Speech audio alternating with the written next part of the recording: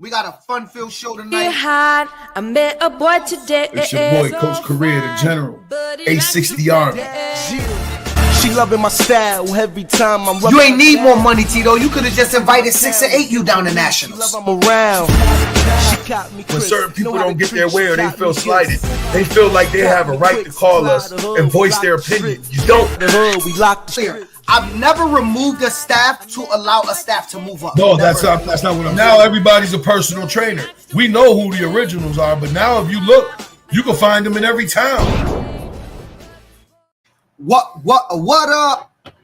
What up? It's your boy PH the Prize, Mr. Above 140, here with the co-host. It's your boy, Coach Career, the General, A60 Army. Listen, I know we've been off our game. We've been, family been hitting, but we back starting next week. We consistent, y'all. I promise y'all, we gonna keep on bringing y'all that fire. I know this is not our normal day, so let everybody know we on tonight, but we'll be back on our regular days coming up. It's just, we life has been lifing, so that's all. We're just making sure we handle our business. That's all. But want to welcome y'all all. We still got an exciting show tonight. We got a live guest.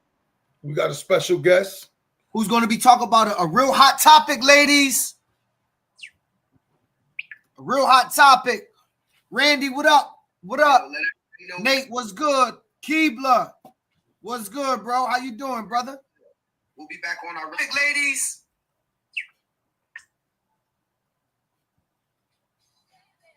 Topic. Randy, what up? All is well out there. What's good? Keebler, what's good, bro? How you doing, brother? We'll be back on our ladies. Y'all know what it is. Tito, you got to unmute yourself.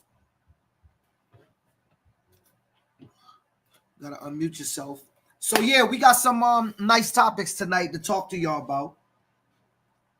But before we do that, Tito, let me can I ask you a question, bro? I got a question to ask. Here's my question. Why is it, Gil, what up, Gil? Why is it that you had a problem with what Deion Sanders putting his sons in position and LeBron putting himself in position? You kind of felt like that killed is killing the game of sports, the beauty about sports, right? So follow me. What, the nepotism? Yeah. However, do you consider this nepotism? Here's the difference. All right, please. Here's the difference. Them cats was pro coaches that came along with their father over here. They were pro coaches. The defensive coordinator. And the other one was in the league too. I don't know. I never really looked into his sons, but I know one of them was definitely. You had no problem with Bill Belichick taking his sons, giving them both jobs. No, I mean, bro, giving them jobs, is he making them superstars? Is he? I mean, there is no such thing as that in football, though. It's only head coaches. That's the only people we know. Bro, let's be clear. Unless you dig in the details, let's be clear. You and I will never What's know going on with Bronny? I'm not the only one that feels the way I do about LeBron and his son. His kid is not NBA worthy, and y'all gonna learn about Shador now. There's a lot of. First of all, bro, you're gonna learn a lot about Shador. What Deion did for Shador, and then Shador put up the highest numbers probably this year of a quarterback. You can't blame his father for him putting up the numbers. You don't get to blame his league for him putting up the numbers. You don't get to blame the schedule, which he got nothing to do with putting up the numbers. The man played the game the right way, Tito. He never missed the game. He showed up. He was a professional. He didn't disrespect nobody. He wasn't kicked out. He had no off-season issues. Not the worst antics in the world. The only thing that bothers people about the Sanders is what everybody perceives as arrogance. Because I'm gonna tell you right now, if Deion's arrogance is not what bothers me. So what is it that bother you? His numbers is there. The way he was put in position. I keep telling you guys the same thing. What you mean he was put in position? I argue this with LJ all the time. The way he was put in position. Nobody How? gets to do what Deion did. No coach that comes up through the ranks gets to do what Deion did. No What regular coach- Joe Schmo gets to Okay, do so what my Deion question did. to you is, what coach got a kid that if he put him in position in college, he'll have the highest numbers at that position right now? I'm going to ask again. What coach have a kid that if I get my running back and I put him as my starter running back, he'll have more yards than the whole nation? Deion Sanders' son is probably the top quarterback in the nation this year coming out the draft. If you want to say Cam Ward, I'm not going to argue with you. I choose Sanders over Cam Ward. So my question to you is, Tito, you may not like his position. Was he wrong is the question I'm asking. And if he was, what quarterback do you know in the nation Deion should have put? He's probably this year. I think he's the best quarterback coming out. Now, does that translate in the NFL? I don't know. That's yet to be seen. We've seen number one picks bust all the time. Why is he being held to that standard? I'm just saying. If I was born and Deion, I would have done the same thing. He said if he was Bron and Deion, he would have done the same thing. Of course. I mean, most parents would. Most parents would. I don't know too many that wouldn't. He took that program with the intent of handing it to one of his sons when he retired. When he retires. Okay. Oh, you talking about Belichick? He's talking about Belichick. Maybe. Still, that's still handing your son something. Why he get treated differently? Yo, LeBron's son was going to end up in the NBA. Make no mistake about it, bro. LeBron's son probably would have got drafted. No, he shouldn't have been probably the 55th draft pick. But he was getting drafted, dog. And he should be playing in the D-League. Make no mistake about it. He can play in the D-League. There's a lot of D-League players that belong in the D-League, dog. So I don't understand. Always a first for everything. But I'm just saying, why does Deion get any criticism? You love what LeVar Ball did. He put his sons in position. He did everything he can. But he didn't do it. He forced the Lakers to take his son. He did it. Put the Lakers up against the goddamn. It's so much so that the Lakers had much better picks. And when LeBron came, they let everybody go except his son. And his son should have been the one that they got out of there for LeBron. They let go some stars for the. Yeah, but LeVar didn't use his influence. He created. That's all he used. He created that. He created that buzz around his kids. He didn't come into it. Nobody knew who LeVar Ball was till he started all the crazy shit on social media. We didn't know who he was. That's called influence. He used his influence to put his kids in position. We don't have a problem with that. I get what you're saying about the Belichick thing. I don't think it's the same thing as the other things. I know that the probably doesn't make sense. I don't think it's the same thing. Like I just don't. You have a problem with Deion. Let's just be honest. You do. No, Deion's not. I don't respect him as a football coach. I don't. I've said it many times. But yet, my issue is with him as a Division I program. He turned. He so much so he won 2 times as many games as you predicted. He turned the program around. Okay. Did he? Tito, did he not win 2 times? Who said he was going to win 4 games? Deion is not an elite football coach. Let's not go there, please. Let's not go there. Let's not go there. What makes him not elite? Okay, Tito, let me ask you. Do you know a coach besides Deion? He ain't Bill Belichick. You trying to compare him to Bill Belichick. He ain't Bill Belichick, bro. He ain't Nick Saban. He don't have that many years. Give him those guys. So we get this coach that only get 2 years and he got to get compared to the greats that's been doing it 30 years. Can he get his time? So far, I'm just saying. So I'll tell you this: he turned around Colorado much faster than Nick Saban turned around Alabama. I'll say that. Now tell me I'm wrong. I'll pull up the stats. He turned around Colorado faster than Nick Saban turned around Alabama. Am I lying? Wait a second. Didn't Alabama win the national championship in year 2 under Saban? Year 2, 08, they won it, didn't they? I'm about to go. We about to go to it. We about to go to it. We about to go to it. Who else? Belichick. He turned around Colorado quicker than Belichick turned around New England as well. Where's his years? Hold on.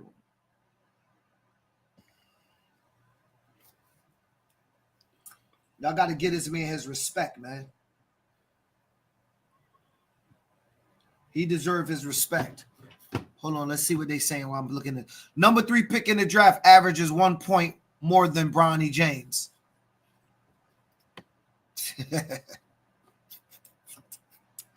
Deion is more of a GM than a head coach. But yet, as a head coach, he's turned around the program. Listen, a head coach is not about knowing every single position. A head coach is nothing more than managing the game. You put the right offensive coordinator, choose the right defensive coordinator, get the right players. That's what a head coach is supposed to do. Yo, you sent our guest the link. Did you send our guest the link by any chance? Yes, it's in the chat. We waiting for him. No, don't try to get off this topic. I'm on your ass on this one, brother. You can't convince me otherwise, dog. It's good. But you don't have no proof. It's just you acting off emotions. I'm not acting off emotions. So I'm gonna give let's you. See, let's see if Deion still. Would only win let's 4 see games. if I don't think Deion. I don't think Deion will win 4 games. I don't think you're gonna. I don't think Deion hangs around much more than another year or so. So let's see. Did you say Deion Sanders would win 4 games? He said yes he's or here. no? What did he go last year? I wasn't too far off. What did he go last year? What was his record? What was his record? 7-6? 6-6? You still owe me. What was his record? You still owe me. Yo, Tito, what you was still his owe record? me from Deion. What was his record? You actually still owe me from Bro, Deion. No, I don't, because you owe me. You owe me about the bet we had going to Florida. And when I said no, you know what bet we had. You told me Deion was going to win 4 games. All right, Deion went 9-4. 9-4 last year. Okay. 7-2 in the conference. And he lost in the bowl game, right? And he lost the bowl game. Okay. And what was he the year before? 4-8? 4 games to whatever it happened. And you said Deion would never have a winning record in Colorado in Division I. He also had a weak schedule last year. Let's be real. So now, let me get this right. Now if a football team don't play the schedule that a team, let's see if it continues. Let's see how long this lasts. Now he got to do. Oh, okay. Wayne, what up, Wayne? Wayne, your boy over here choking, Wayne. He can't back up what he's saying about Deion Sanders. He can't back up what he's saying about Deion Sanders. Greetings, LJ Washington. Back me up, big dog. Man, where you at, bro? Like, why he in the comments?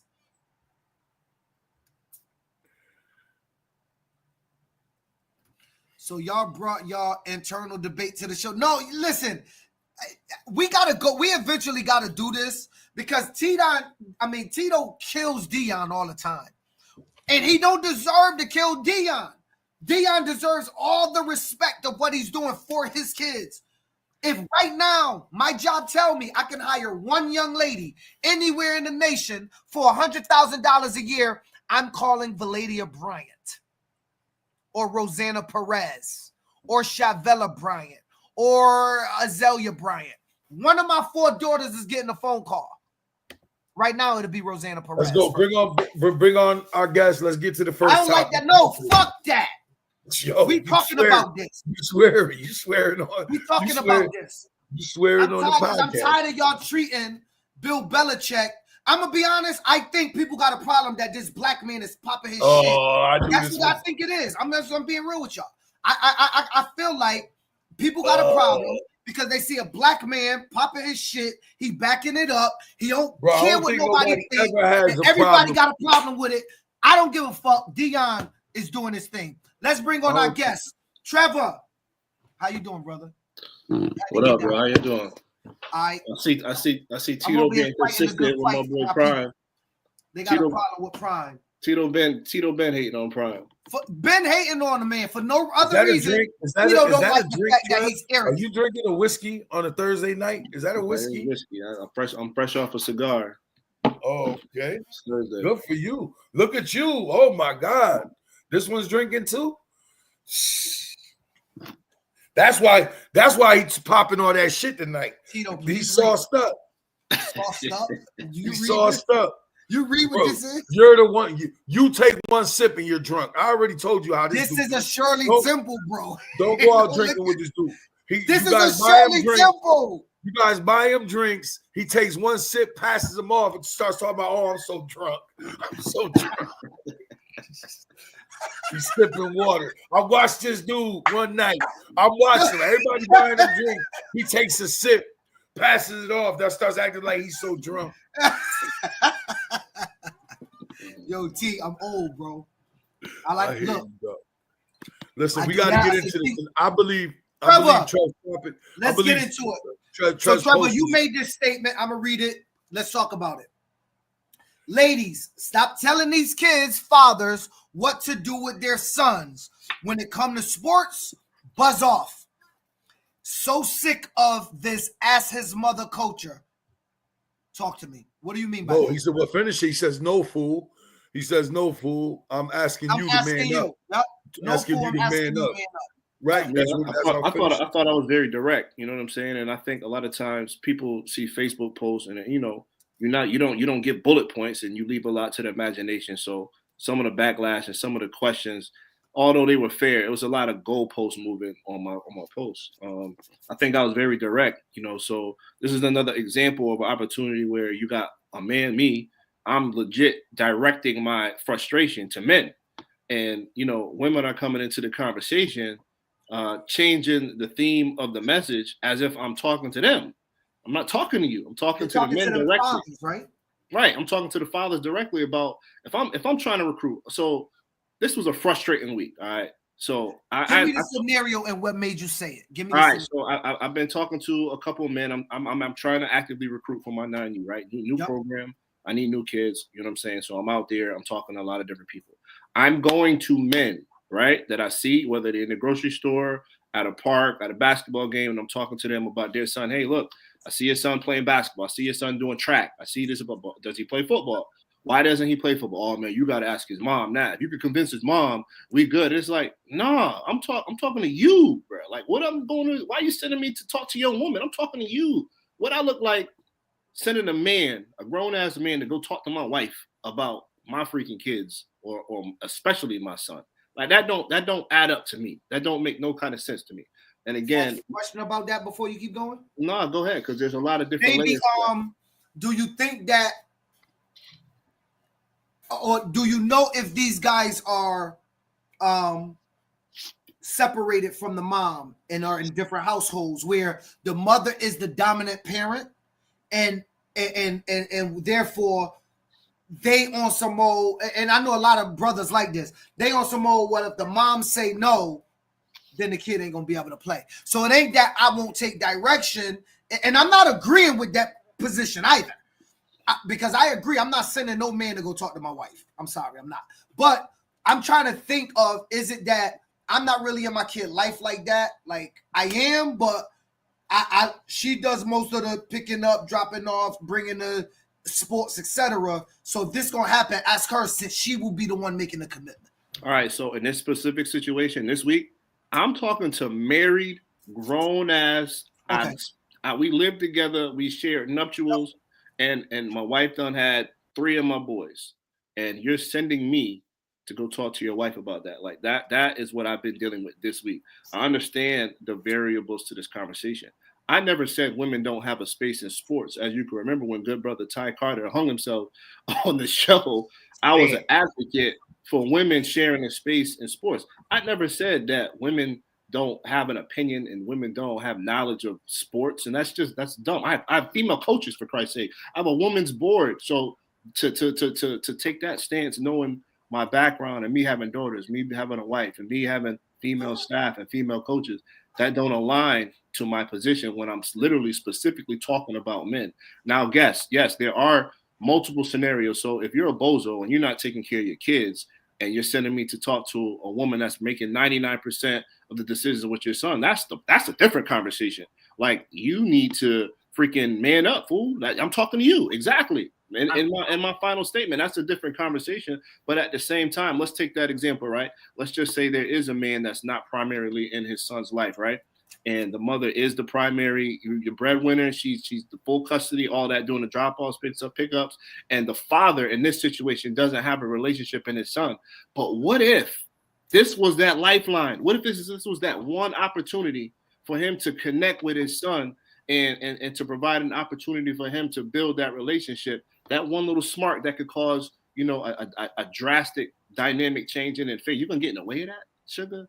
Really? You're gonna really not give this man an opportunity to pour into something despite the past of the decision? Now, again, somebody's gonna say, well, what about the yes? The answer is yes. I tell you, I talk to I get it. But I'm also not talking about. I'm also very specific. I'm not talking about those men in this situation because they simply just have to do better. Like that, that's just a different dynamic and a different conversation. In that situation, obviously, you do have to talk to the adult, the parent of the situation. And guess what? That single mom is not in the way. She's letting her kid play football. So the woman that commented on my post, in opposition, and well, I'm the one making the decisions. Yeah, but your son is also on my team. So there's no problem. Even if he wants his kid to play football, I'm not talking to you either.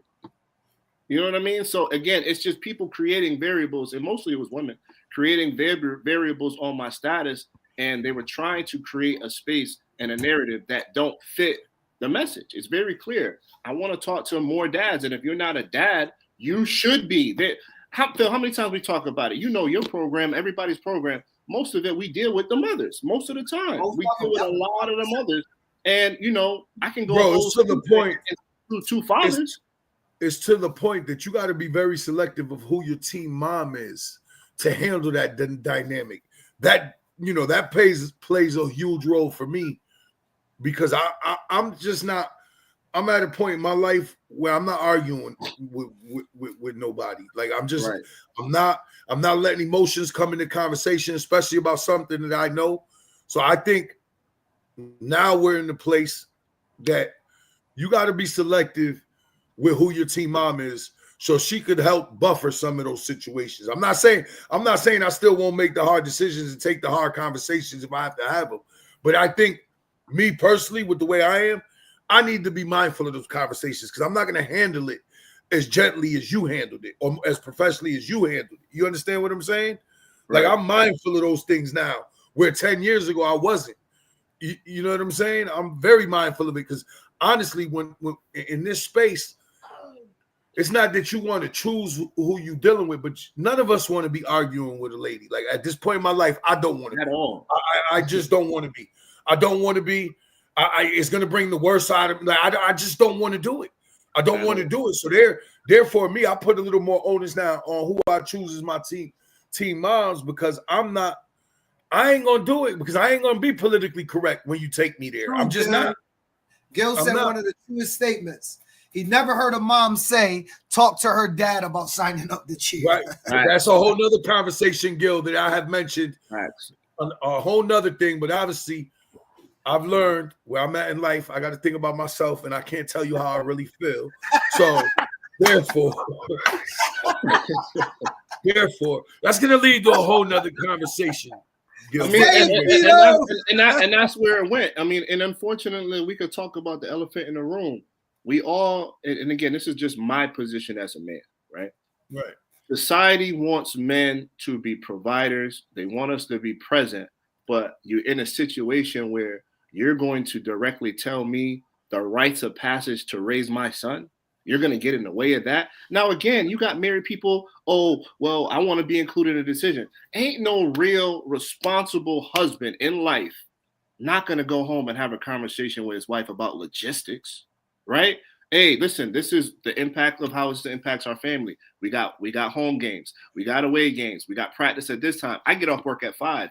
Can you drop off? I do pick up. Like those are just grown ass married couple conversations. But the conversation can't be this, fellas. Hey, I want to sign my son up for football, but I need you to do the drop off. I need you to pay. Hey, I need you to make sure my son gets in the game. No, like if I'm assuming responsibility for my son's rites of passage, I'm also assuming responsibility everything for the in between, the finances, the coaching, the homework when he gets home. I'm doing my piece when it comes to that. So stay out the way. Stay out the way. You can't get you can't tell me what to do with my son. This is my son. I'm responsible for raising this young man to be a man. And me being a present man in the home, you want to take away from that? And then go and participate in these side think tanks and these chats. Oh, the real man ain't no real man out here, blah, blah, blah. Ain't nobody stepping up. And we got all these women trying to some women trying to pass off masculine energy into a man, and you wonder why we living in a soft ass generation. I'm not gonna say to my wife, yo, take me bra and panty shopping. No, I'm not doing that. There's a space for me to navigate my daughters, and there's a space for her to teach my young daughters to be ladies and women, respectable, productive citizens when it comes to feminine energy and womanhood. And as a man, I provide my little piece in regards to eliminate the daddy issues that we got to deal with. But when it comes to raising a boy, we all have that vision. When you get when that little sonogram and it shows a thing and you find out you're having a son, all these thoughts go in your mind about how you're going to instill purpose, power, and provision into this young man. And to me, there's no greater sport in America than football to do that. Football is hard, bro. Football is hard. You get a lot of the mothers, and the pushback that I get from a lot of mothers is injuries, concussions, the pain, you're yelling at my kid, blah, blah, blah. Man, listen, football is hard, but guess what? Life is hard. It's hard for black and brown men out here. Yeah, you get injured in football. You get injured and you get shot by police. Where we from, bro? We don't make it home sometimes. You know what I'm saying? You get knocked down, you got to get back up. You got to be in shape. You gotta learn how to take that down. You got to learn how to lose games. That's another story, but I don't want to cut you off, but I don't want to lose sight of this. I don't want to lose sight of this. We can't put that all on the mothers. We have dads out there. To decide to coach, that their only objective and reason to coaching is to protecting their child from never having to compete. That's a whole nother conversation. So we can't just put it on. Conversation we was just having, though, wasn't it? We can't just put it on numbers. What I'm saying is not only that situation you speak of. We got men doing worse. You get what I'm saying? So it's a double. It's like a double-edged sword of what we're dealing with. It's not just that what you're saying about the women trying to pass off masculinity on to teach our boys to have that energy. We got dads that are in the space to protect their kids from never having to compete. That's part of it as well. All right, podcast people, listen up. I'm going to push back for the sake of conversation. I'm not pushing back because I don't believe or do believe what's being said. I'm trying to sit here and think in what situation, because it's not necessarily my situation where, first of all, I have no sons, but even with my daughters in the sports, I kind of take lead on sports for my children. That's my role, right? I got girls, but I'm the sports guy. So, Trev, let me ask you, could it be you thinking about it wrong? Like, could you be, and I guess the answer is yes, but just follow me. And I could be way off here because I could be not talking about what you mean. Could it be that the father meant what you said, but that's how he said it? And I'm like, man, you got to ask his mom. Is that, I found in my dealings with fathers, that's a way of saying, man, mom don't want him to play, bro. But if you can convince her, then he'll play. Because I'm tired of arguing with Shorty over a game of football. Like, I've had those conversations with fathers over and over and over again. Facts, yeah. Right? Did he mean that? I don't know if I'm trying to get this guy. I got to push back against that. Please I got to push back against that. Because when it comes to my kid, my boy or girl, there's only one say that matters. There is not another say at all. All right, well, that's not necessarily that's everybody's situation. That's the first problem. That's your problem. But if he's married, like Trev's saying, Trev said a married man, right? Married, and so not married, in a relationship, there's one opinion that matters. I don't agree with that at all. I would only agree with that if you're standing on a solid foundation of manhood and you have that level of respect from the mother of your child. And you can make all those decisions, cool. Right. What I'm saying, look, I'm not saying this is my situation. I'm trying to figure out why a man would say that. That's hard, like, to just drop that and leave, right? I'm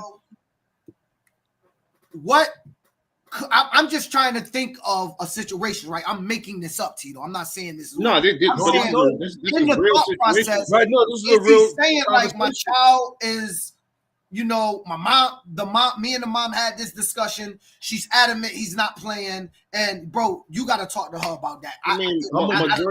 Majority of the time, that's all I'm saying. Majority of the time, it stems from injuries, and I don't want my kid to get hurt. Concussion, stuff like that, right? So a lot of times, bro, I want my son to play, but you just got to convince his mom, like if you can do that, bro, like it'll be great. And it's just like, number one, I'm not trying to get in your family dynamic or nothing like that. I think that's your responsibility. I can give you all the tools and all the information, but don't send me to your wife, bro. But if it calls for it and it's appropriate, I'm not about to argue with no young woman at the field and try to convince her and make it awkward either, and then make your home, not so peaceful because now we're attacking you, and we're putting you on blast in an awkward space. Like I don't want to do that. But I have in the past had conversations with moms about the safety. I show them our equipment. I show them how we've advanced a little bit in some of the equipment, that stuff that we purchased. I talk to them about playing time. I talk to them about conditioning. I talk to them about the safety drills that we do.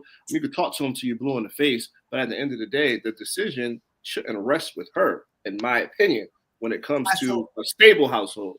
I agree with you. You're doing. You guys. So I want to build on it. I'm gonna let Tito talk. Then I want to ask you guys. It's just I just want to build on it. To me, and maybe I should have said this: if you're doing everything you're supposed to be doing as a father, this shouldn't be a question. None. So None. I think that's what Trev. That is. Do we disagree on that? If you're doing everything, because I know me, I stand on business with my kids. Can't nobody.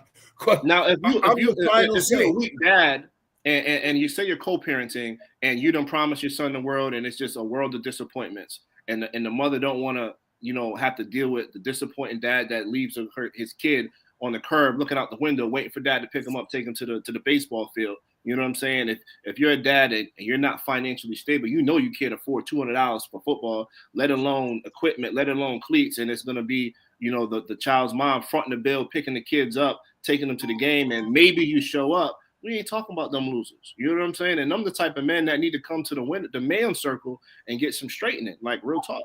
But at the same time, Mom, don't let your son not be a part of a man village that can raise him, to get some good upbringing and get some teaching that you can get through football and sports. Man, bro, you know how many men raised me? I got 20 fathers out here, bro, through football. You know what I'm saying? Like it took a lot of men to have their hands on me in a lot of different spaces so they could navigate my maturation and my progression through where we at today. That's why football is so important. So let me ask you, Trev, here's the questions, and it's to y'all both, but are you guys confusing? It seemed like you're confusing. This is not me. I'm reading the question.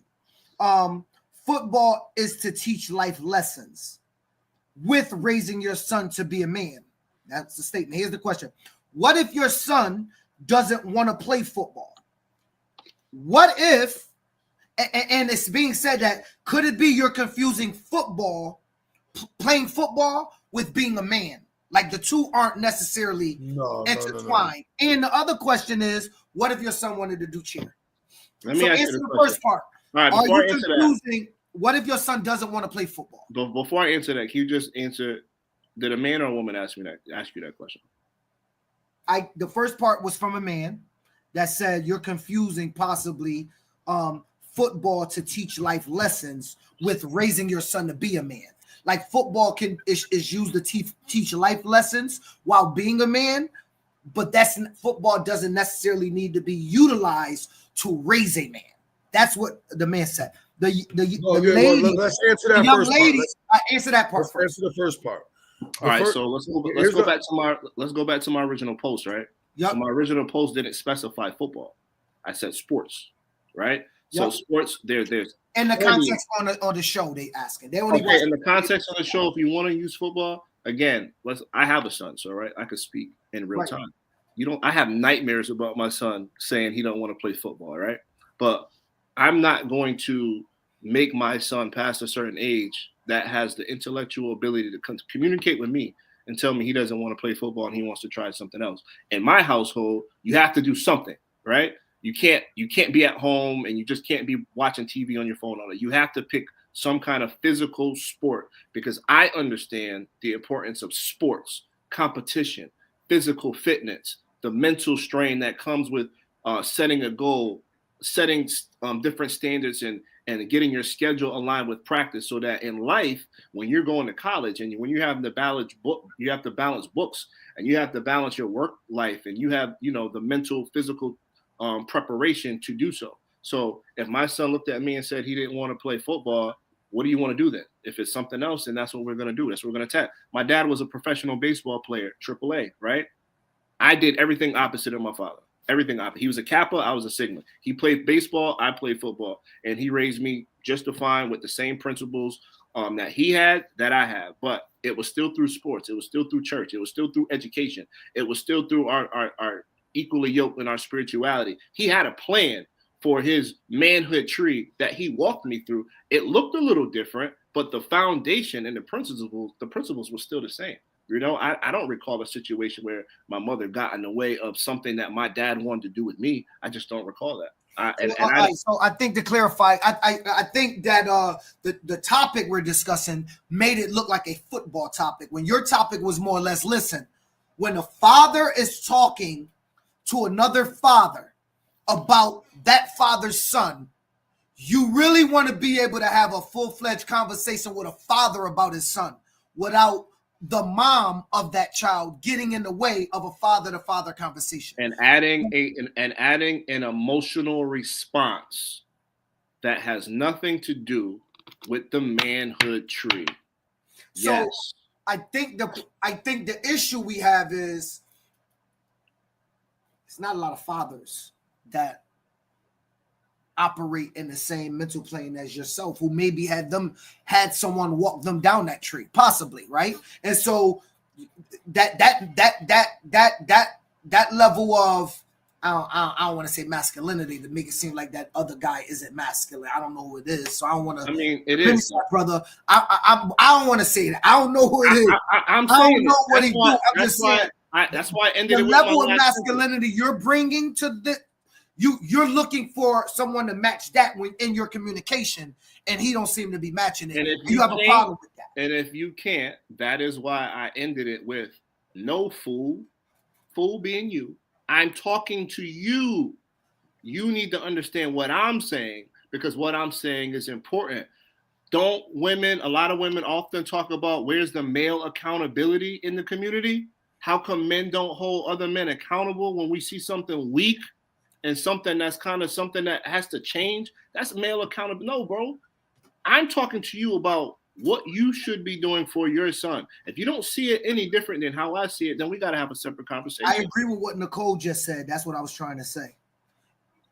And that's the problem. That's why the conversation is for men. It was never for women. Yeah, I know it was for men. Yep. It was never for women to infiltrate. But yet, women always want to share a space of masculine conversation, change the narrative, create all these different variables that have nothing to do with the topic.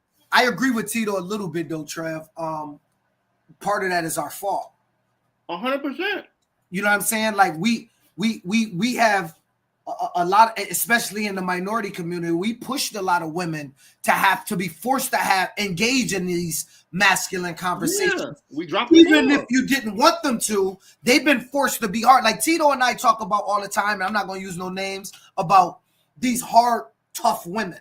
And we talk about how tough they are, and I go, T, I know they tough, but they don't really, trust me, behind doors, when they fall in love with a dude, they soft as baby puppies, right? But they got to be tough on the outside because they've been forced to be that way. Right.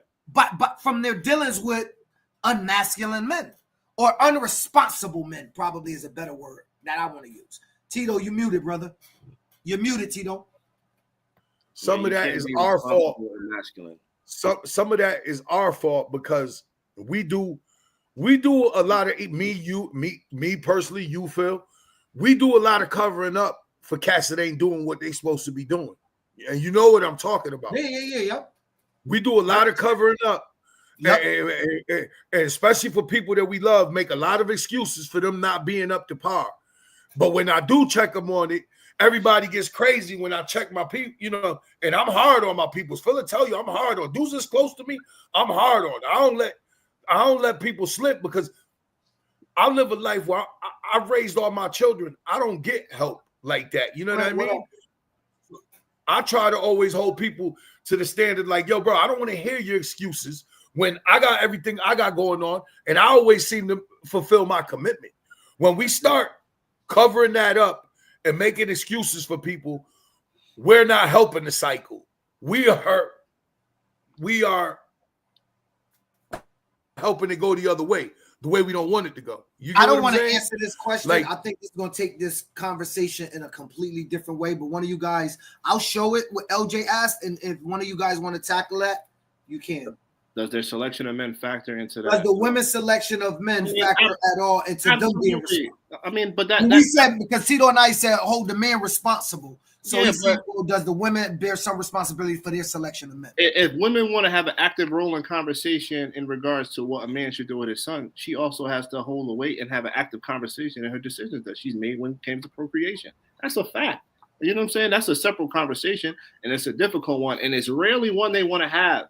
If we keep it in the book, it happens all the time in all these think tanks and all these social media groups. They have that conversation. It's very present. It's very active in a lot of different social media spaces, but it's not something that a lot of people are reluctant to hear. But to bring it back, I'm gonna even go back a little further. This has a lot to do with what Ty Carter should have been saying when he was talking about allowing certain things into a male space, a male-dominated space. Now, his delivery was just awful, and the points weren't supported very well as well. But I understood what he was trying to convey. And if I could have been the brother's attorney and whispered in it and spoke on his behalf, I could have probably, shed a little light on what I think he was trying to say. So tell me what you think he was trying to say. I think he was just trying to say, like Tito says, men have to do better, right? And spaces that were made and created for us, it is our ordained birthright and responsibility to take leadership. And there isn't a woman on earth that is going to tell me she does not value a man that is powerful, takes leadership, stands on his business, and if she says no, she's lying. That doesn't mean that you exclude the woman. No, never said that. Women have their place in leadership. Women have their place in sports. Women have their place in different various communities. But when it comes to the rites and passage of how to raise a black and brown man in America, no greater answer is going to come from that of a present, responsible father that is standing on 2 feet, digging his toes into the ground and doing what he's supposed to do. And the moment you get in the way of that production, you become the problem. And that is what I believe Ty was trying to say, because when some women started taking spaces into quote unquote the sports world and changed the dynamic, because like Tito said, we allowed it because there's a lot of weak energy in leadership and a lot of weak energy when it comes to moving programs. We allowed a different type of energy, a different thought process, a different emotional connection, and a different thinking strategy, because women are built differently. Women are outstanding managers, right? And women have a different way to take programs in a different direction that may be contrary to what, the old-fashioned traditional male wants to do, right? But because we allowed that, we got to kind of hold the L, but we don't have to when it comes to certain things, when it comes to raising children.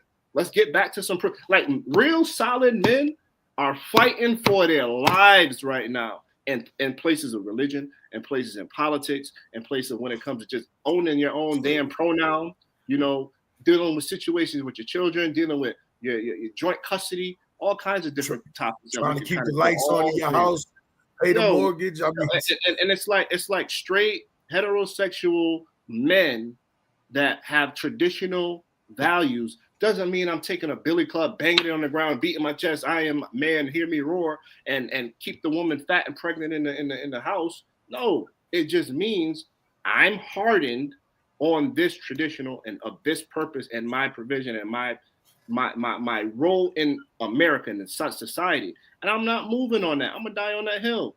Would you let your son do cheer? Would I let my son do cheer? Absolutely not. Absolutely. I was going to say, what kind of question is that? That was the question posed. I didn't ask the question. I told you that. I'm reading I'm questions just saying. from fans, bro. All right, and I'm glad he answered it that way, and I'm gonna back him up and tell you. When my son turns 18, he can do absolutely 18. whatever He can do what he wants. Absolutely what they want when they're out of my house. But while you're in this house, this is how things will be. Right. This is how things will be. And I mean that for my daughter too. If she chooses to what she wants to do when she's 18, and if it doesn't fit my quote unquote how I view things, that's fine. You just got to do it on your own time. Because while you're in this house, you're gonna act a certain way. And that's just the way it's gonna be. I want my son to be a better. And I won't waver. I won't waver on that ever. I won't. No, I don't care what you do on your personal time. But while you're around me, you're going to act a certain way. And then that's just that. I want him to be a better version of me. And obviously you can't control everything, right? Because kids are going to do what the hell they want to do, right? But at the end of the day, they won't get that teaching or principle or cosign from me. I know they crazy ass got it from someplace else. And even with that type of level of influence, I got to check myself because I must have missed something somewhere. There must have been. It's not. The problem now is that everything is so out in the open. People's agendas are forced on our children every day. There's people's agendas forced on our children every day in the public school system, what they watch on TV, what they watch on YouTube. Yep. People are pushing their agendas, and it's agendas that don't align with a lot of our morals. So there's going to be room for that is what I'm saying. And we got to figure out how to navigate in those gaps because there is going to be room for outside influence. It's just the way of the world that we live in now. The comment exactly as written is expressly addressed to women. Ladies, stop telling these kids fathers. So ladies responding are not infiltrating your space. What if the dad response to you was, his mom and I have discussed at length and she doesn't want him to play football. And I have respect for her position as a mother. I'm guessing you didn't further converse if the father about other sports. As a matter of fact, I believe you mentioned having these type of conversations at basketball. Trevor? That's directed to me? I think that was your comment, right? Oh, all right. So again, you put lady. I don't remember. You put ladies in your comment. I said, ladies, stop telling these kids fathers. So it was addressed to women, is what Yolanda is saying. That your thing was exactly addressed to women because you addressed it saying, ladies, stop telling these fathers what to do. So in a way, you addressed women. I guess and guess what? The women that commented, all their sons play for me. So guess what? You're not the problem. You're not in the way. Your kids are playing. They're doing sports. You're creating situations and scenarios that aren't relevant to the conversation. So if in that example, she said, what if the man said, oh, me and my wife talked and we both decided, oh, football's not an option and blah, blah, blah. I'm not going to get mad at somebody that is choosing peace over trying to fit my narrative. If you want to have a conversation with your wife and you guys share decisions, that's your business. I don't necessarily agree with it, but if I guess what you're saying is that less masculine of what you. Man, listen, I ain't masculinity, man, right? listen. Because earlier the young lady said, not the young lady, who was it? It was Nicole said, you're looking for people to match your level of masculinity, and unfortunately, it doesn't really exist out here that much, right? Bro. So I think that question was saying, would that be considered less masculine per se? I'm gonna answer the question like this. I want my son to play football. I'm gonna figure it out. I'm gonna make sure I'm in position to make sure he's playing football. And I'm not gonna put the burden on my woman. The conversation that we're gonna have is gonna be one of marriage, one of the day-to-day. It's not gonna be one of can he. The question is, how can he? That we can discuss how, and we could discuss how that impacts you and your day and the inconvenience of that. Yeah, we can do that. And if the how doesn't align, that's a different conversation. not the desire to, or can he? Yes, he can. He's going to play whatever sport I want him to play. Absolutely. What's up, Niche? And to me, that's what it should be, because I know better than anybody how to raise my son into masculine male energy. Me. Who better than me? Than the father. Isn't that what the world is asking for from black men? Where are the fathers? And we need this and that and other. But when you have it, it's always a question. And you feel dismissed when somebody is standing on a solid principle of leadership. Sometimes, as the support and the helpmate, you got to get in line. You may not agree with it. I'm pretty sure my wife don't agree with every sports decision I make. She don't get in the way. And if she don't agree with it, you know what she does? She says, "That's your father. He could do that. I'm not involved." That's how that go. And that's how it kind of should go. That don't mean I shit on her schedule and I make her life inconvenient. No, that's disrespectful as a husband. Can't do that. That doesn't mean she's not a part of our community of growth and parenting and family. No, that's ignorant. Don't make the conversation ignorant. Make it exactly what it is. I want to deal with men when it comes to sports. I want to deal with the men when it comes to raising these boys. There's not enough. Let it happen. What up, Niche? Hold on, I got a comment. Some furniture for Chin and Keaton. They listening to the podcast. Hey, LJ said, if a woman is content with the type of man she has had a child with, why would she get in the way when he's willing to insist the same principles in your kid? LJ, you're being slick, LJ. We're not going down your rabbit hole, okay?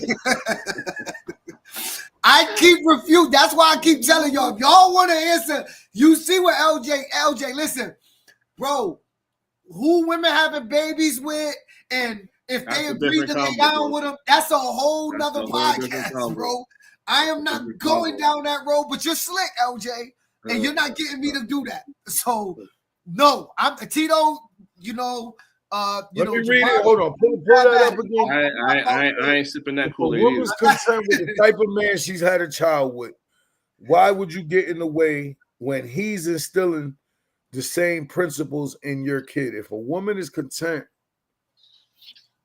Listen, LJ's statement makes sense, but what he wants you to do is talk to the women about the men they're having kids with. That is a podcast of his own, bro. I ain't doing that. I mean, I got an opinion. I got an opinion. There is blogs, conversations, and everything about every day.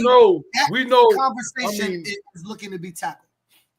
We know for a fact that a lot of you over the last, I would say, 30 years. Men aren't men no more. Men aren't men no more. Like, there's very few men that are men. There's very few men. There's very few men that are men. So a lot of women. I'm just saying that there's a lot of these women have decided to have kids with feminine men. I mean, it's the truth. It's the truth. I mean, just look at the conversation we're having. We're dealing with feminine men.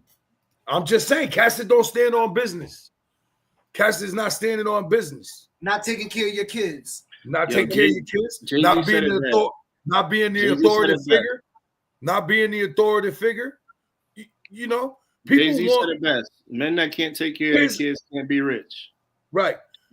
All right. It's for instance like this. Not everybody could be a head coach because not everybody's a leader of men. Kids know when you're fugazi, bro.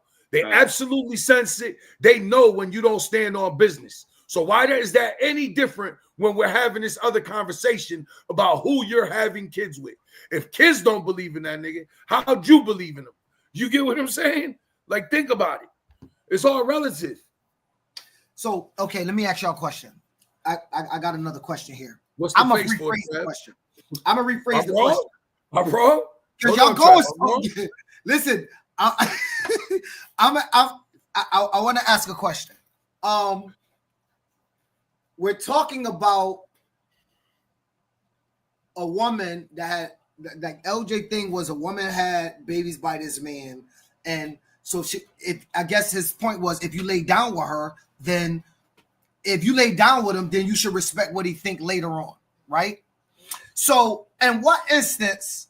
So, I guess my question to you guys would be: in what instance would a man be? I guess the question is whether she. So, if she had a baby by a drug dealer or a dude in the streets or a dude working the garbage truck or a dude working CEO Fortune 500 company or a brother that was stable. Take that gamut, right? Are we saying that since she slept with him and had a baby by him, whether he decides to take responsibility for that child or not, when he decides he's going to discuss something with Tito, she needs to stay out the way? No, because he lost a seat at the table because she don't respect him. So she don't respect him because he's not providing, he's not leading, and she ain't gonna have no problem saying it. Look on my post. Well, you got women on there saying straight up, I pay the bills and I'm the one doing that. So guess what? I make all the decisions. He could pay. That's it. You got people saying that. You got people that are boasting about something that's not, shout out to all the single women out there, right? You're doing your thing. You shouldn't be doing it by yourself. You just Right, shouldn't. they shouldn't. And again, That's where I was going earlier. Every child in the world deserves to have a mother and a father. Whether your spirituality creates an equal yoke of union and marriage, cool. If you having a situation where it's 50-50 co-parenting, and everybody's healthy, happy, and in harmony with raising the kids, that is what it's supposed to be, right?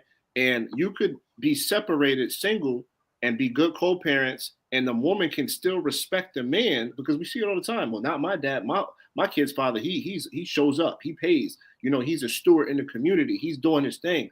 The moment she stops respecting you, you lose all access to what you think you could decide for him, because guess what she's going to do now? Because this is what some of them do. Now she's going to dangle it in your face, right? And say, look, nigga, I'm more manly than you because I'm raising your son. And guess what? I'm inviting him to the masculine spaces, and I'm teaching him about sports. I know more about sports than you do, fool. Yeah, fool, I'm talking to you. So if she don't respect you, you don't get no seat at the table with no decision. So now I gotta talk to her. I don't know. Okay, let me tell you a little bit. Not my situation. I happen to be a lucky one so far that my kids aren't growing up in a broken home. But to just say, if the woman lose respect for the man, then he lost his seat at the table. That's an injustice to some men. Yeah. Because there's some women losing respect for good men that's doing good by their children. I mean, I dealt with that tonight. I mean, right? You going down LJ Street, I get it. But you going? No. I'm not. But we still got to protect the men that are doing right. And if there's an injustice on the opposing side, right? Like I feel like it'll be an injustice if we don't stand up for those men that's doing everything and they got a rotten baby mother. Bro. All right, so I'm not trying to dig into that. What I'm trying to say is there's some instances where men aren't allowed to lead their son to that sport because of the woman. That's what I'm saying. There's situations where you're dealing with rotten baby mothers because there's a whole lot of them. And I see them all day, every day at my job. I can write a book about that. Right? We could put a period there, and in some instances, that's all I was trying to get at. The overall thought that if a woman loses respect for a man, then the man's out. That it can't just be her decision. It can't. It can't. But that's kind of how it is because that's how society allows it. You can look at the divorce rate in that regard. You can look at how what I'm trying to say. The divorce rate got to do with it because women are the ones that trigger divorce more, right? And then they get the alimony, right? Even though they're the ones that are initiating the divorce. You got child support, right? Women get to decide if they have the baby or not. Men can't have it. Women don't want us to have nothing to do with that conversation, right? We've seen that all last election. We can't have no say on nothing when it comes to that, right? But when it comes to child support and the inefficiencies and inequalities in child support, we take the L on that too, right? Whether we are present dad and when we standing on business and the mom ain't working, ain't doing nothing, but she gets 75% of my check and I'm really trying to be present, I'm really paying bills and I'm really doing all that, and you burning me for child support, we don't get no say on that either. This is a woman's world when it comes to the economy and money and the social aspect of conversation and how this thing goes. Women legit make this thing go. They the fuel, they the engine, and we've allowed it for a certain period of time. Well, you bring it into the this is sports getting world. into politics. I know, but women it's not. women It's not. are women. You went there. Let me finish. You went there. I'm going to answer your question right now. Right. And this was our program. In the space where you're dealing with a woman that is not so competent as a mother, society don't care because there's an absent father, and they don't care that he's legit trying while she's making his life a living hell in regard on the background, making it seem like he's a deadbeat absent father, but she's not allowing him or giving him the opportunity to be that. That's why I said, if a father has not been present for whatever reason, and this is that one opportunity that could spark that change and bring them to the families together so that the father can have that relationship with the son and infiltrate the broken system and then begin to instill some core male values to break that damn chain, don't be the problem. But they be the problem. That's a little disingenuous, brother. They be the problem. No. You just made a statement that he lost their seat at the table. You don't get the chair don't get pulled up because Trev's trying to recruit you to an AU team. Like that's tweaking at that point, Trev. Like, you know what I'm saying? Like there gotta be something. All I'm saying is I agree with you that this could spark the change. Father can start coaching, NPR coach, sit on his sideline, be proud of his son, and that might start a bond. I agree with you. What I'm saying is it gotta be something in between that. Not the woman. It's something has to take place from losing respect and not being there to being involved in football, and now we got a loving relationship. That's all I was saying. Like something else got to take place, bro. Yeah, she has to move out the way a little bit. She has to move. Well, it's not that. We got to do a better job as a whole, our people, of just being more present and being better fathers. Because what we also see, and I'm gonna put this on us again, is we see some fathers are just around during football, and then they don't see their kids the rest of the year. That's a whole different dynamic. Man, ladies, you know what I'm saying? My point, Trev, was I think it was Tito's point. You got to be present somewhat before it's outside of sports. Like, it's got to be more than sports. It can't just be more than sports. I lose respect in that. That's all I was saying. Right. Not that I disagree with either side of what you were saying. I was saying there got to be some glue in between that. Right, it can't be, I'm doing everything. Here you come. You had a conversation with Trev. Right. Now I got to move out the way. You got to. You didn't expect that from. Okay, that's all I was saying. That's fair. He has to start becoming present. That's fair. And I do think that what you're saying could trigger that new family bond. And I do think that she should move out the way if that's the dynamic of what's going to bring their family together. Because now I have a question. I just have a question to piggyback off that. Is that woman making it difficult for this man to have had those conversations and to have those relationships and to be present? Because that exists. If she has been, that's what I said to you, right? When you made the statement, once you lose the seat, I was like, wait a minute. I'm trying to make sure that they're not that person. Okay. You know what I'm saying? Like, I want to make sure, because there's some brothers out here that's really trying. I know one personally, right? And I was just having a conversation tonight with one, bro. And it wasn't a good conversation, and he broke down because he's trying, but it ain't working. No, you know what I'm saying? And so that's why I had to say that, because I honestly, it's like it was meant for this conversation. I just before the podcast was talking to somebody I got love for. It was on the phone, man crying to me, telling me my son, bro, my son. You know what I'm saying? So that's why I wanted to make sure that opposite way, there's some women. And again, LJ, you started this. You started this. You want to know what was the most like a moment in my life that really changed everything for me as a parent is when I attained full custody of my kids and had to do it by myself. That changed my whole outlook on a lot of things, because a lot of things that happen to us can be avoided if we just step up to the plate and do what a lot of women been doing for a long time, holding a lot of kids together. Holding their families down without the male presence. You get what I'm saying? Like, you can't just be a father sometime. Being a parent is all the time thing. And it can't just be about sports is what I'm getting at. You got to be there all the time if you want to avoid some of these issues that we're bumping into. Is my point. It's got to be more than just sports. It has to be.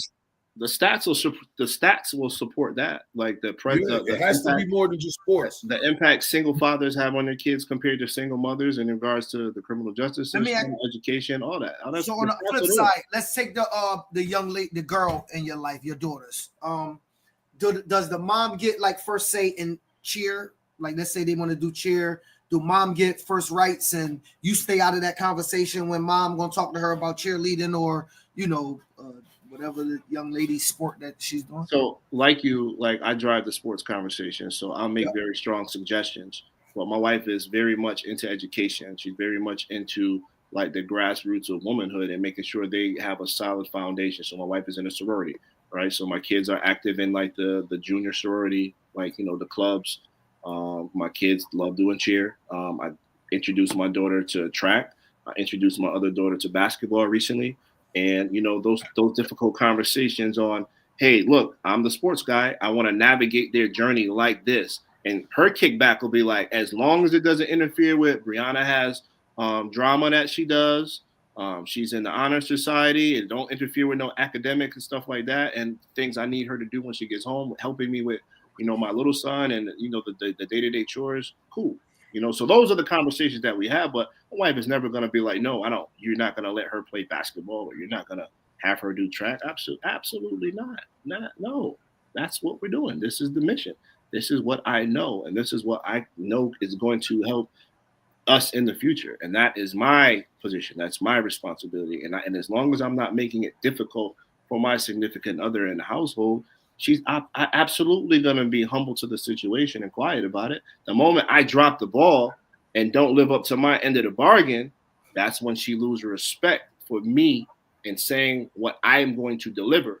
That's when the controversy comes. That's when the lack of trust comes. And that's when they lose respect, even in the home. So, no, you can't have no say because last time you said it, Trev, I was the one bringing them to practice. And I had to buy the shoes. And I had to do registration and all stuff like that.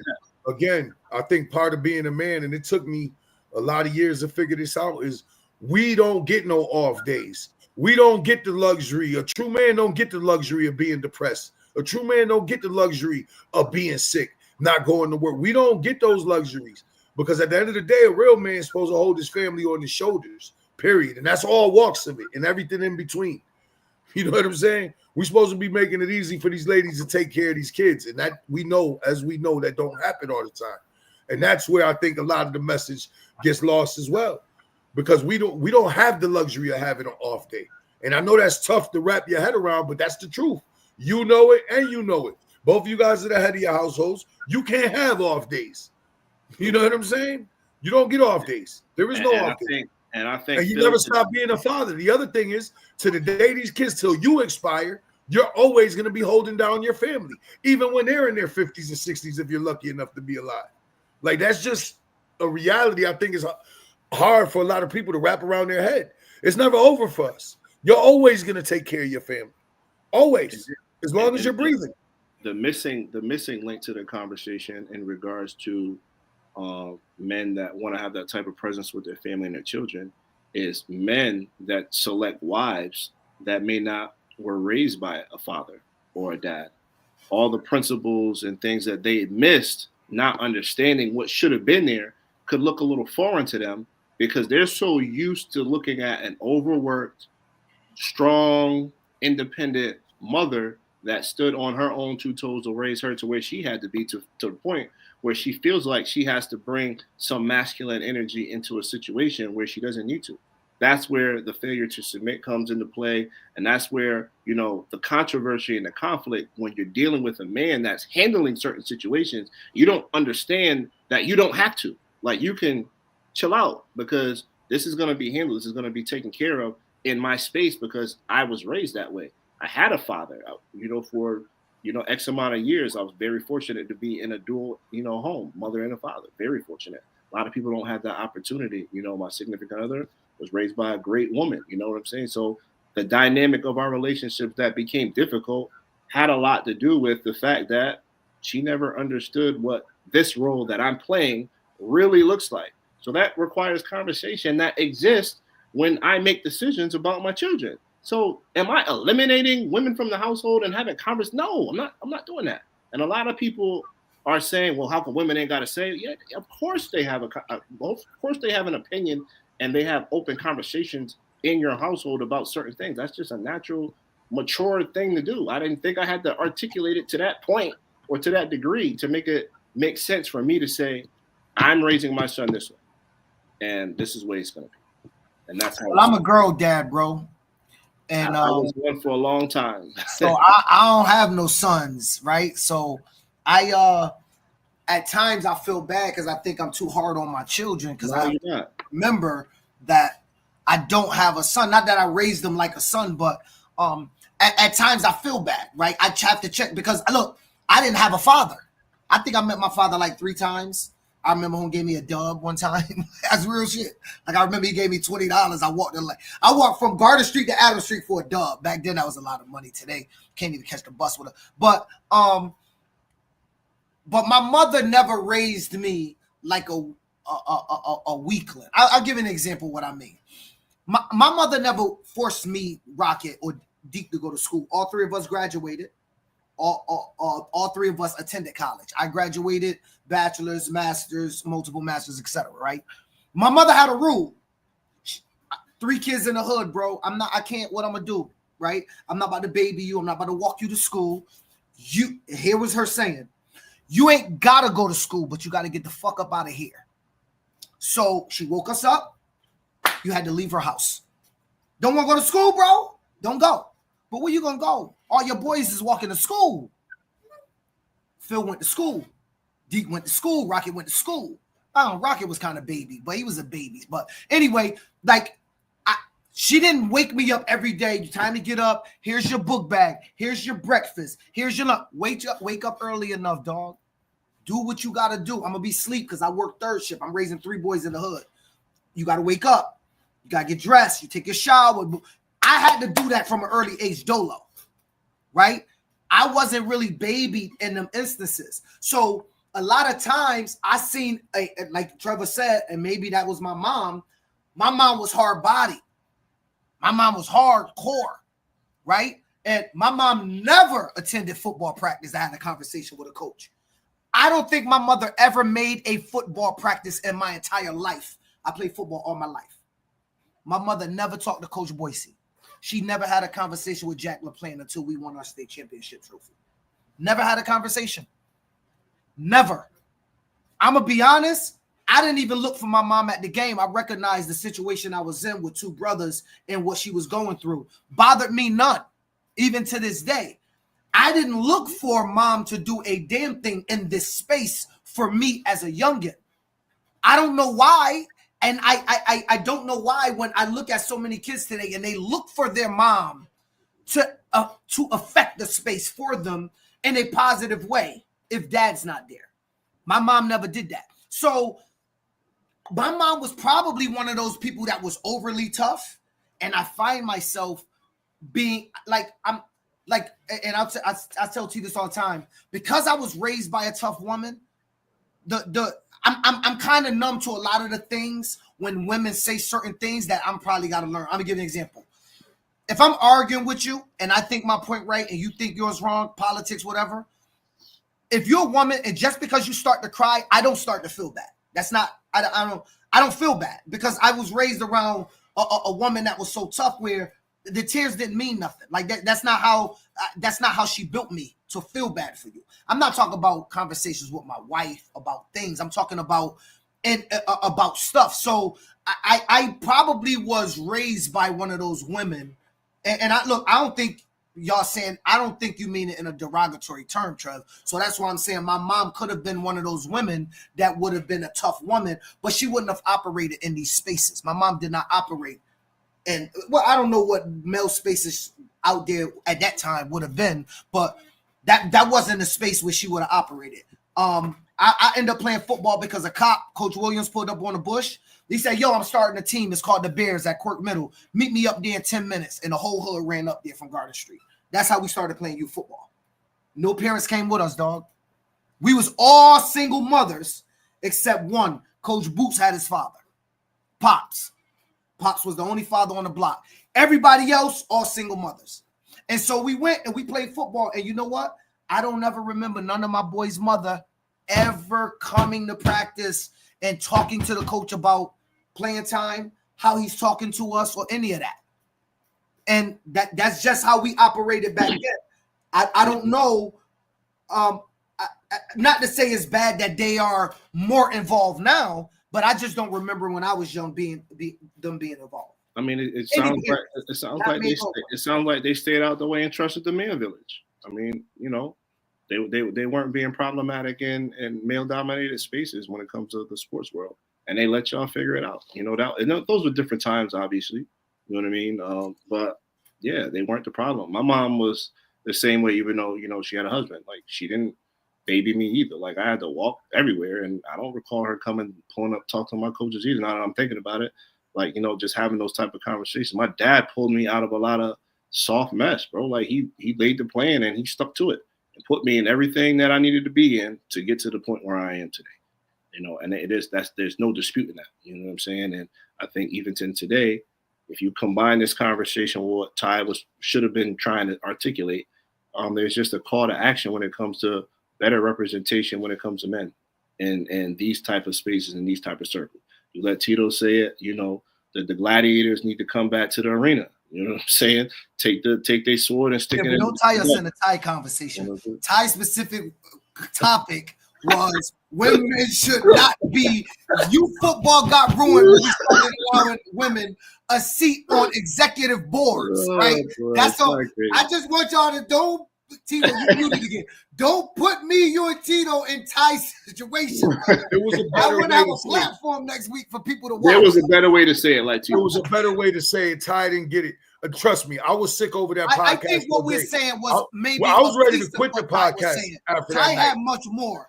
I was ready to quit. I was ready to quit the podcast after that night. He will never come back on here again. This was a much better conversation, by the way. Like, this was but Ty wanted to go further. He just didn't. The problem is he was talking all that hot shit and he got muzzled up right before he came on. Like, that's the truth. Cass is calling him that didn't have his best interests at heart. And I'm going to put them out there because these are the same weak niggas that got him in the situation he's in now. Like, you know what I'm saying? Like, anyways. Hey, I'm going to keep you on, Trav. Let's go to the next topic. My point is, though, we just got to do a better job. Men got to do a better job of being men and being there more than just for sports. You got to be there all the time and just be there for your kids. And I think things will get better. We can't just keep giving people passes. We can't just act like it's okay. We got to be vocal about it. We got to hold people accountable. We just have to. Don't come to me about your problems when you had a chance to fix them yourself. But yet, you didn't. So, Trev, in a nutshell, you were talking to men, but you did start off with ladies stop telling these kids. So I guess I could see. I didn't even really realize. I guess I could see why it would have assumed you were directing your conversation to women, because you did say, ladies, stop telling these kids fathers. And if you went up to a woman and said that, her first response was, don't be telling me what I could tell my, like, if you think about the context of you sitting in front of a shorty and you saying that, I guess you could actually see why a woman would respond to that comment, right? That's fair. I'll accept that a point of correction. But I do understand. Men understood you were talking to them. Exactly. I understand why women knew you were talking to them, but men knew too. Men knew who I was talking to them. That's what I'm saying. I knew you were talking about men when we talked offline. We know our code. Like, we just come on, man. We know. You probably should have said, fathers, and I started that right there. I think it would have went to where you want. But I think the fact that you addressed the ladies brought them into the combo, because now you got an opportunity to tell them, here's what I was talking about. Because in the comments, bro, let's be honest, some people write and they never go back and look. And so they never get you saying, oh, well, I wasn't talking to you, right? In a conversation like this, when they watch, they'll realize, listen, I wasn't really directing no ill will energy towards y'all. Like, your energy was, that's what you meant. But anyway, let me tell everybody out there something. So Tito and Trev, I had the luxury of sending the Hartford Hurricanes helmets out. And when I was sending the helmets out, he was picking them up at Andy. He said, "Hey Phil, have you heard about the new rule?" And I said, "No, what are you talking about?" And he said, "Well, there's a new helmet rule coming out for youth football." I'm like, "What are you talking about?" So he says to me, "In 2 years, there will be a weight limit on how heavy a helmet can be to sell it to youth football programs for youth football kids to wear." What the hell is that weight? Like, we don't weigh our helmets. He said it doesn't matter because there's only one helmet that will meet the requirement.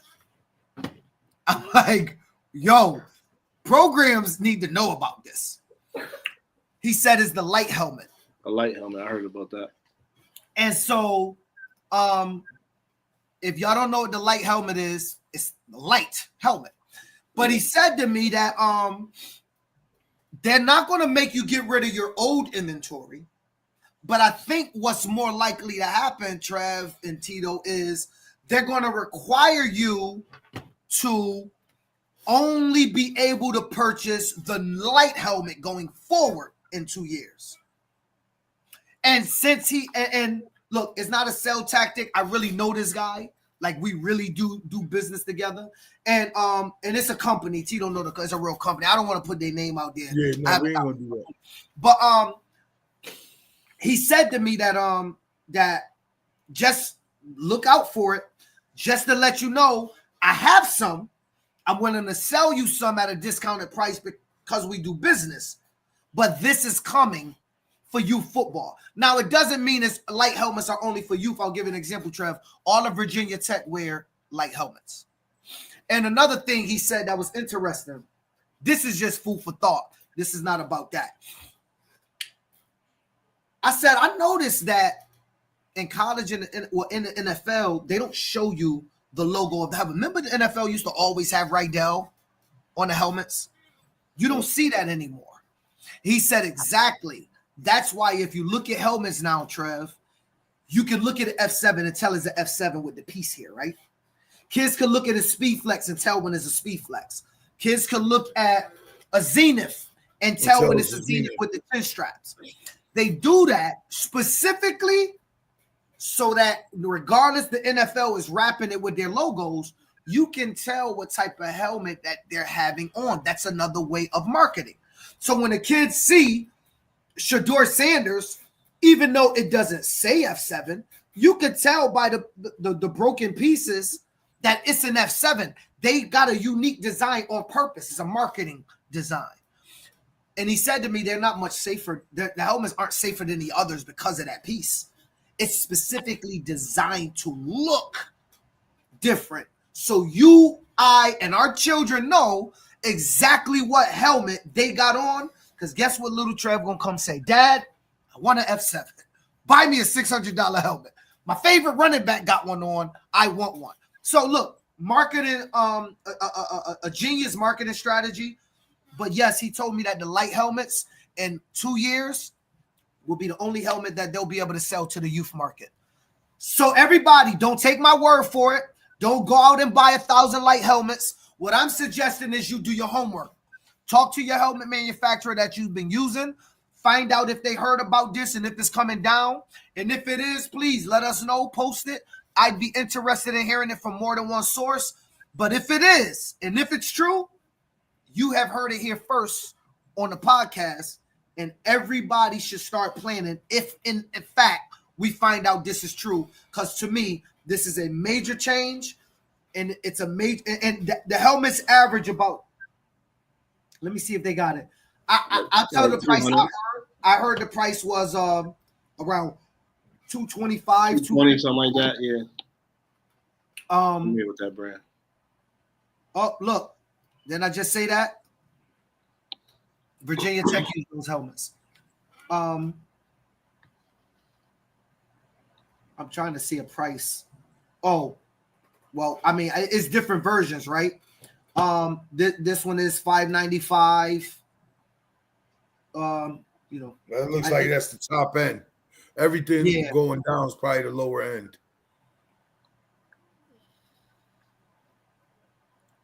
Well, that's it. I'm assuming there's more. They're showing. It looked like they're showing us the one Virginia Tech uses. I agree, Tito. I think this is like the top end.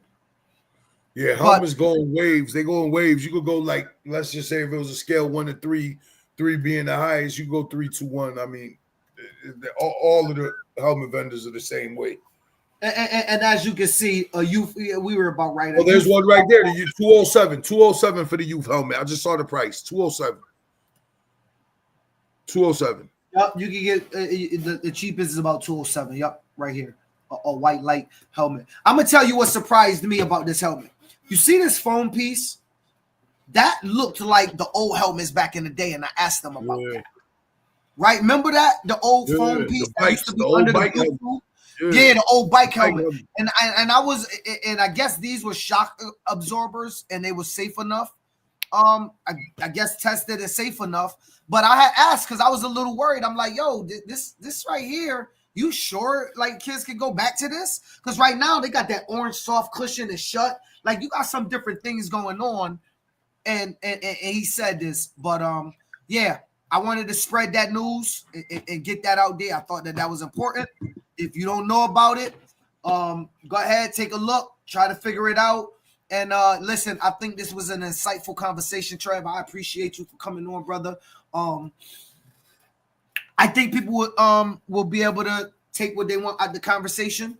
I think people obviously will see it differently, but that's the beauty about where we live, and you know the state of our being is you don't have to agree. But you know, I appreciated the opportunity, and you know, I think this is a conversation that you know you could take it or leave it in some regards, but you know the variables to the conversation just open the floodgates for more opportunity for men and women get on one accord, and I just think that's important. You know what I'm saying? Go ahead, my bad. Go ahead. It's never a slap in the face, or it's never somebody trying to have a one up. But it's important that we just have deep understanding for people that are rooted on standing on business and being honorable in that regard, both men and women. So, you know, I just think this is a valuable conversation to have, especially in our community. And I think, Tito, soon we need to schedule some women and some mothers to come on to hear their perspective, because Trev came on, Ty came on. I don't want to make it seem like we're having a one-sided conversation. And we would, right? Because Trev's not a mother. He's not going to see, and maybe Trev can learn something from their perspective, right? Like they can probably learn something tonight from the male perspective. And I think that in order to have some balance, I'm going to see if we can bring on some moms that maybe do operate a little bit in that space, but maybe also don't. That we could have an open dialogue to try to figure out maybe it's something we're missing, because I'm going to be honest. We wouldn't know. Like my wife don't operate in none of these spaces, so I don't know what it's like to try to pipe down a woman that operates in these spaces. But I would like to hear from some of the women that do operate in some of these spaces and hear their perspective, and so that they feel comfortable being able to at least maybe give us game on their perspective. Because I'm bring on Destiani. Trev, you playing with fire. Hey, Destiani, he playing with fire. I do not agree with that.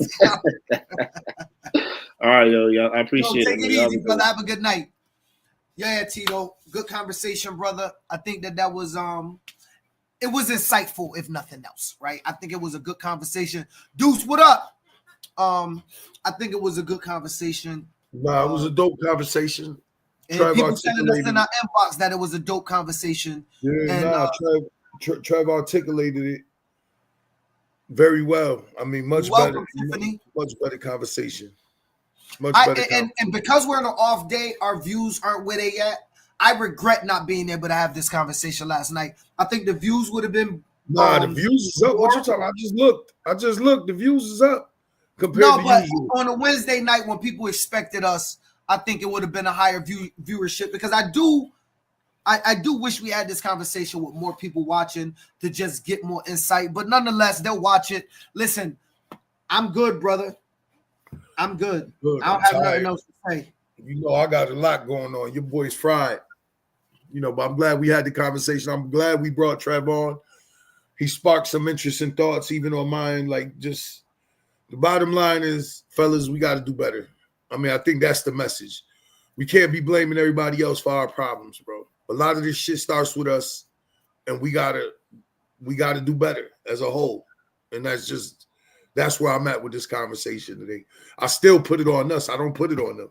These are our problems where we're failing as men, and we got to fix the shit. And hopefully we do. We're also failing our youth football space, the black and brown men. Yes, we are. We are. So that's the truth. That's the truth. All the problems the urban programs are having, it ain't because of nobody but the niggas running them. Like, straight up. Straight up. We got to do better. We can't keep putting it on other people. We got to hold each other accountable and stand on our square and hold our ground. It's not for nobody else to do, but that's the conversation for another day. It's your boy, Coach Career, the General. Peace to the guys. Hey, it's your boy, Mr. Above 140. Hey, y'all know what this says? It says, if you knew how quickly they forget the dead, you'd stop living for people. It's your boy, PH, Mr. Above 140. That's my message of the day. I'm out. We got a fun-filled show tonight. I met a boy today. It's your boy, Coach Career, the General. 860 Army. She loving my style every time I'm. You ain't need more money, Tito. You could have just invited 6 or 8 you down to Nationals. I'm around. She got me. When certain people don't get their way or they feel slighted, they feel like they have a right to call us and voice their opinion. You don't. We locked Clear. I've never removed a staff to allow a staff to move up. No, Never. that's not what I'm saying. Now everybody's a personal trainer. We know who the originals are, but now if you look, you can find them in every town.